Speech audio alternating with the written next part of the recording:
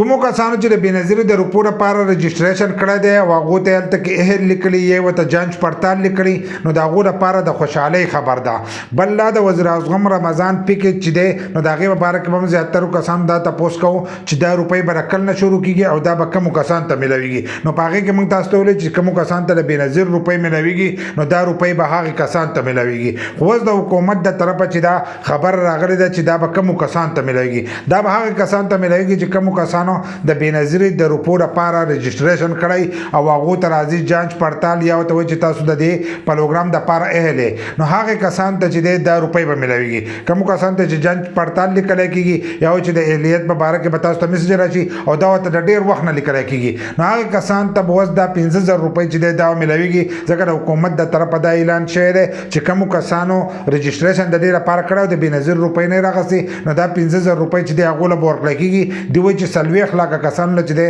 موږ به دغه روپۍ ورکوو. نو 40 لکه کسانو ته چې دی میسج به راځي د 9,999 نو هر کله چې تاسو ته د 9,999 نه میسج راشي نو تاسو ته به هم دغه روپۍ چې دی دا میلاویږي. اوس په دې رمضان کې به دا روپۍ چې دی دا به شروع کېږي او تاسو ته به د حکومت د طرفه 15,000 روپۍ میلاویږي. نو خپل میسجونه چې دی دا هم ګورئ چې کله دا شروع شي نو په هغې به موږ تاسو له ویډیو چې